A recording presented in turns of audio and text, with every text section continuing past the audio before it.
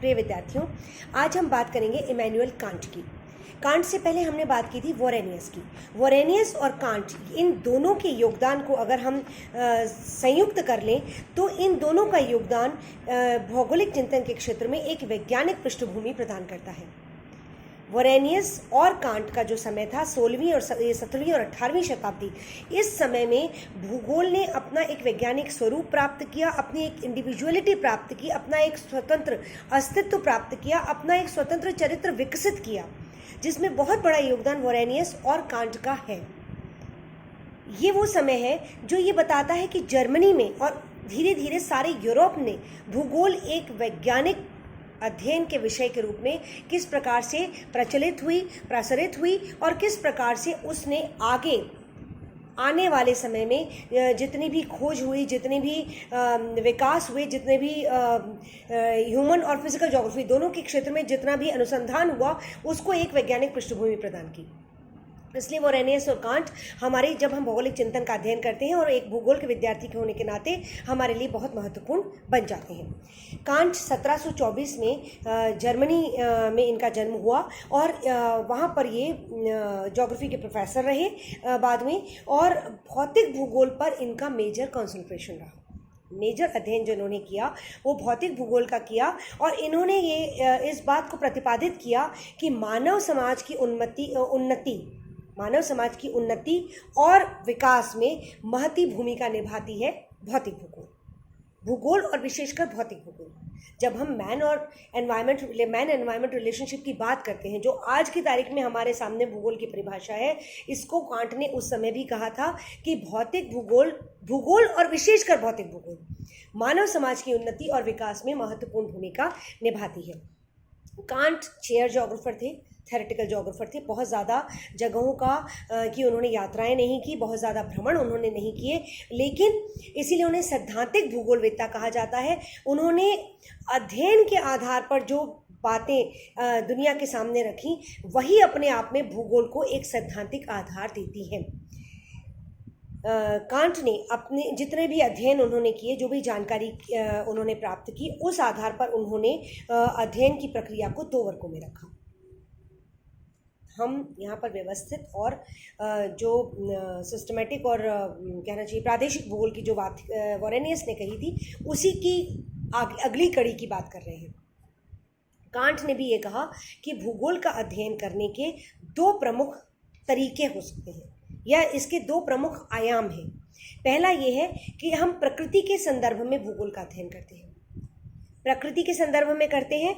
यहाँ पर उन्होंने एक तरह से व्यवस्थित भूगोल को सपोर्ट किया। वोरेनियस वाली जो व्यवस्थित भूगोल थी, उसको इन्होंने व्यवस्थित शब्द यूज़ नहीं किया, लेकिन इन्होंने उसी की बात कही है। दूसरी, इन्होंने कहा कि हम भूगोल का अध्ययन करते हैं समय और स्थान के संदर्भ में। अब जो समय और स्थान के संदर्भ में अध्ययन है, उसको इन्होंने इस प्रकार से व्याख्यायित किया। उन्होंने एग्जैक्टली भूगोल का अध्ययन नहीं कहा, इन्होंने कहा कि अध्ययन करने के ये 2 तरीके हैं। जब हम समय के संदर्भ में अध्ययन करते हैं तो वो इतिहास होता है, और जब हम स्थान के संदर्भ में अध्ययन करते हैं तो वो भूगोल होता है। यहीं से ये बात सामने आती है जो हम कहते हैं कि geography and history are twins. भूगोल और हिस्ट्री एक ही सिक्के के 2 पहलू हैं। इतिहास समय के संदर्भ में अध्ययन करता है किसी भी फिनोमेना का, और ज्योग्राफी स्थान के संदर्भ में अध्ययन करती है किसी भी फिनोमेना का। तो यहीं पर उन्होंने एक तरीके से व्यवस्थित और प्रादेशिक भूगोल को कहीं ना कहीं सपोर्ट किया। वोरेनियस ने जो पृष्ठभूमि दी थी अध्ययन की प्रक्रिया की, उसी को इन्होंने आगे एडवोकेट किया, सपोर्ट किया। इनका कहना था कि जब हम प्रकृति के संदर्भ में अध्ययन करते हैं तो वो सिर्फ भूगोल नहीं होती है। जब हम जीव जंतुओं का अध्ययन करते हैं तो वो जूलॉजी बन जाती है। जब हम शैलों का अध्ययन करते हैं तो वो जियोलॉजी बन जाती है। जब हम सामाजिक समूहों का अध्ययन करते हैं तो वो सोशियोलॉजी बन जाती है। इसी तरीके से जब हम क्रोनोलॉजिकल साइंस के रूप में अध्ययन करते हैं, समय के संदर्भ में अध्ययन करते हैं, तो वो हिस्ट्री बन जाती है। जब हम स्थान के संदर्भ में अध्ययन करते हैं तो वो ज्योग्राफी बन जाती है। तो कुल मिला के जितना भी समग्र ज्ञान है, जो समुचित ज्ञान हमारे पास अवेलेबल है, उसको हम इन दो रूपों में वर्गीकृत कर सकते हैं या दो रूपों में अध्ययन कर सकते हैं। एक तो प्रकृति के संदर्भ में, जिससे कि जूलॉजी और जियोलॉजी जैसे विषय निकले, और दूसरा समय और स्थान के संदर्भ में, जिससे कि हिस्ट्री और ज्योग्राफी जैसे विषय सामने आए, जो क्रोनोलॉजिकल और कोरोलॉजिकल संदर्भों में इन साइंसेस के रूप में, इन विज्ञानों के रूप में स्थापित हैं। एक तो इन्होंने जब ये बात कही तो इससे जाहिर होता है कि कांट जो है वे एक सैद्धांतिक भूगोलवेता थे, जो विषय की गहराई में जाने की बात करते थे, जो विषय को समझने का सबसे पहले प्रयास करते थे, विषय की प्रकृति, विषय की फिलॉसफी, विषय का जो कंटेंट है, जो विषय सामग्री है, उस सब पर इन्होंने बहुत ज़्यादा कॉन्सेंट्रेट किया था, जो किसी भी विषय के लिए सैद्धांतिक पृष्ठभूमि देता है और महत्वपूर्ण माना जा सकता है।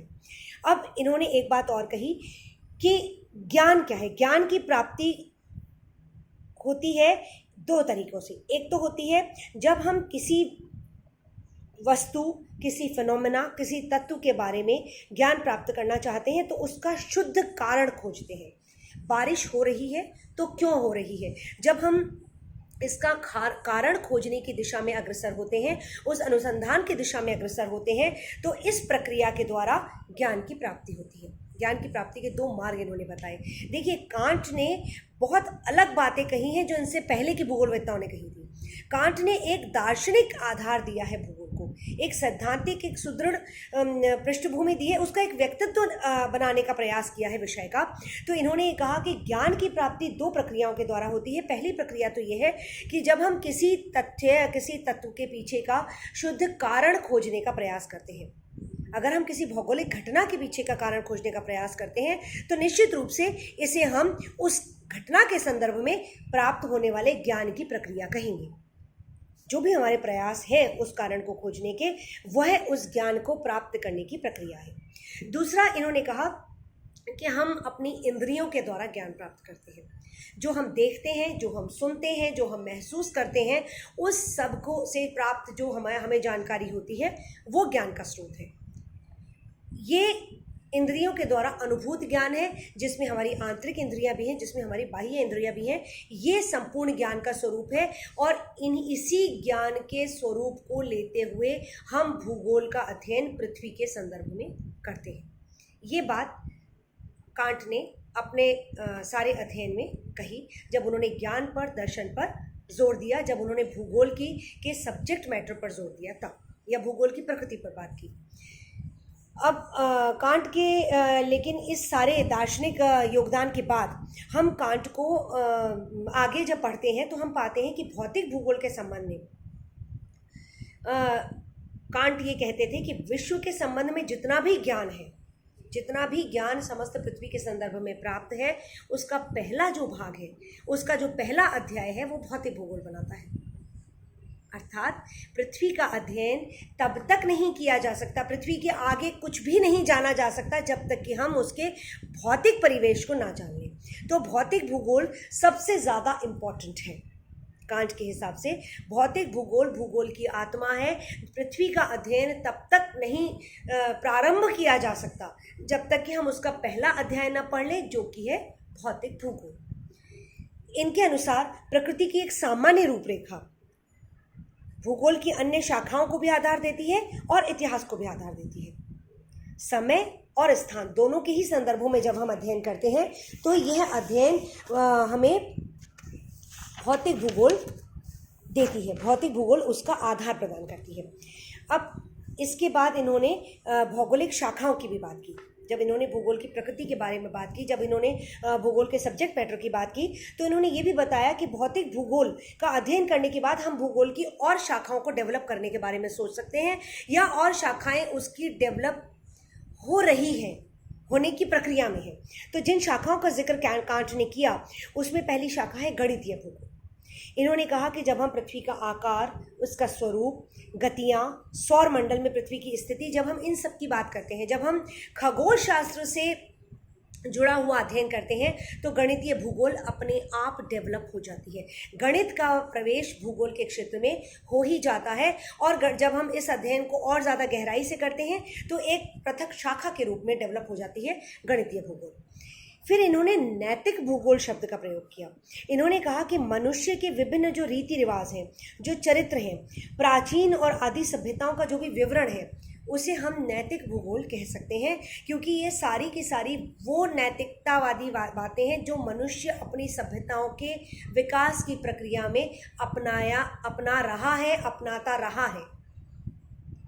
अर्थात जिसको हम आज पूरे तौर पे मानव भूगोल कहते हैं या आगे हम एंथ्रोपोलॉजी की बात करते हैं, इन्होंने उसे नैतिक भूगोल शब्द दिया, जिसमें इन्होंने सभ्यताओं, मानव की जीवन शैलियों, मानव के द्वारा स्थापित जो भी प्रतिमान रहे हैं सभ्यता के, जो भी प्रतिमान रहे हैं नैतिकता के, जो भी रीति रिवाज और जो विभिन्न प्रकार की परंपराएं रही हैं, उन सब का अध्ययन नैतिक भूगोल के अंतर्गत किया जाता है, ऐसा कांट का मानना था। ये बाद में अपने स्वरूप को परिवर्तित होकर मानव भूगोल में और इसके आगे हम कहें सामाजिक सांस्कृतिक भूगोल में परिवर्तित हो गई ये वाली शाखा।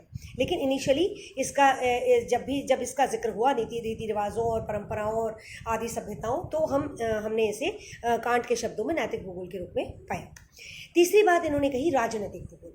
अगली जो शाखा वो कही राजनीतिक भूगोल। राजनीतिक इकाइयों, उनकी भौतिक पृष्ठभूमियों के मध्य जब अंतर संबंधों का अध्ययन की बात इन्होंने कही, तो वहाँ इन्होंने इसे राजनीतिक भूगोल के स्फीयर में रखा, उसके दायरे में रखा।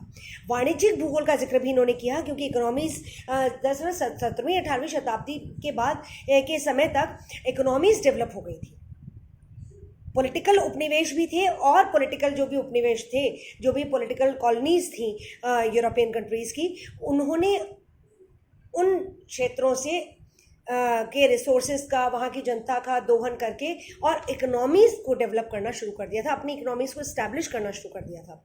तो यहाँ इन्होंने वाणिज्यिक भूगोल की भी बात कही। इन्होंने कहा कि ऐसे कारणों की खोज जिससे कुछ क्षेत्र किसी उत्पाद में की कमी महसूस करते हैं, किसी उत्पाद की अधिकता महसूस करते हैं, और ये जो विभिन्न रिसोर्सेज का, विभिन्न उत्पादों का असंतुलित वितरण है पृथ्वी पर, कहीं कुछ ज़्यादा है, कहीं कुछ कम है, यही जन्म देता है आयात निर्यात को। तो इसको कहते हुए इन्होंने अंतर्राष्ट्रीय व्यापार की बात की, अंतर्राष्ट्रीय व्यापार के कारण प्रभाव की बात भी की। अंतर्राष्ट्रीय व्यापार कहाँ कहाँ किस किस तरीके से डेवलप है, क्यों डेवलप है, और उसके प्रभाव स्वरूप किस प्रकार का आर्थिक परिदृश्य उस क्षेत्र विशेष में डेवलप हो रहा है या हो सकता है, इन सब की बात इन्होंने की और इसको वाणिज्यिक भूगोल के दायरे में रखा। तो ये एक पृथक शाखा के रूप में इन्होंने स्थापित की, जिसको बाद में आज हम रिसोर्स ज्योग्राफी और इकोनॉमिक ज्योग्राफी के रूप में पढ़ते हैं। फिर इन्होंने एक बात और कही, धर्मशास्त्रीय भूगोल। इन्होंने ये कहा कि विविध पर्यावरणों में, धर्मशास्त्रों में किस किस तरीके के परिवर्तन होते हैं, किस पर्यावरण में, यहाँ धर्मशास्त्र से मतलब आचार संहिता भी है, किस तरीके का आचार विचार होना चाहिए, किस प्रकार की कृत्य होने चाहिए मनुष्य के, किस तरीके का व्यवहार होना चाहिए, इन सब की बात भी इन्होंने कही। और ये सारे जो चीज़ें हैं या ये सारे जो प्रतिमान हैं, वो अलग अलग पर्यावरण में अलग अलग रूप से स्थापित होते हैं, ये कांट का कहना था। इसका मतलब ये है कि फिर से ये जब धर्मशास्त्र आचार व्यवहार की बात करते हैं तो ये भौतिक भूगोल से इसको जोड़कर आगे चलते हैं। अर्थात ये इस बात को मानते हैं कि कोई पर्यावरण ये निर्धारित करता है कि उस पर्यावरण विशेष में किस प्रकार का धर्मशास्त्र लागू हो सकता है, या वहाँ रहने वाला मानव समुदाय किस प्रकार के धार्मिक, नैतिक और जो आचार व्यवहार वाली जो परंपराएं हैं उनको किस प्रकार से उनका निर्वाह करेगा, किस प्रकार की जीवन शैली जिएगा, ये सारी चीज़ें, या किस प्रकार की उसकी आस्थाएं होंगी, ये सारी चीज़ें डिपेंड करती हैं उस विशेष पर्यावरण पर जिसमें कि वो निवास करता है। तो भौतिक भूगोल और मानवीय कृत्यों को कहीं भी अलग नहीं किया जा सकता है। तो जब हम ये सारा कांट का अध्ययन करते हैं तो हम पाते हैं कि कुल मिलाकर कांट ने भूगोल की विभिन्न शाखाओं के वैज्ञानिक अध्ययन की शुरुआत की, कि वैज्ञानिक आधार पर किस तरीके से सब भूगोल को विभिन्न शाखाओं में विभक्त किया जा सकता है, विभिन्न शाखाओं का अपना चरित्र कैसे डेवलप हो सकता है, इसकी बात भी उन्होंने कही, और सब्जेक्ट मैटर को भी इस डिवीजन में शामिल किया। तो और यहाँ पर जब इन्होंने भौतिक भूगोल पर ज़्यादा जोर दिया, लेकिन ये कहा कि मानव भूगोल कहीं ना कहीं उससे जुड़ी हुई है, मानव भूगोल शब्द का प्रयोग नहीं किया, लेकिन ये जब सांस्कृतिक भूगोल की बात करते हैं, जब ये नैतिक भूगोल की बात करते हैं, जब ये धर्मशास्त्रीय भूगोल की बात करते हैं और विभिन्न पर्यावरणों में एक ये कहते हैं कि इन आयामों के में भी विविधता मिलती है, तो वहाँ निश्चित रूप से ये भौतिक और मानव भूगोल दोनों का जिक्र करते हैं।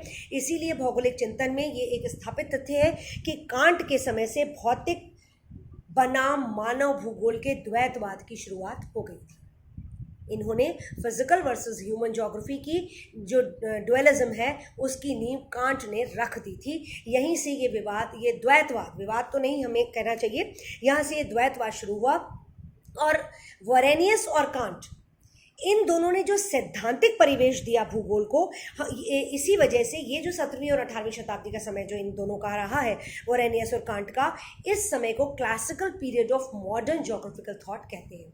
देखिए, जब तक हम अरब ज्योग्राफर्स तक की बात कर रहे थे, चाहे वो ग्रीक थे, चाहे वो रोमन्स थे, चाहे वो अरेबियंस थे, वो सब एंशिएंट ज्योग्राफर्स थे, प्राचीन भूगोलवेत्ता थे। जो मॉडर्न ज्योग्राफिकल थॉट है, आधुनिक भौगोलिक चिंतन की शुरुआत, या शुरुआत तो नहीं बल्कि आधुनिक भौगोलिक चिंतन का जो क्लासिकल पीरियड है, जो सबसे शास्त्रीय और सैद्धांतिक रूप से अप्रोप्रिएट जो समय है, जो काल है, वो वोरेनियस और कांट का माना जाता है।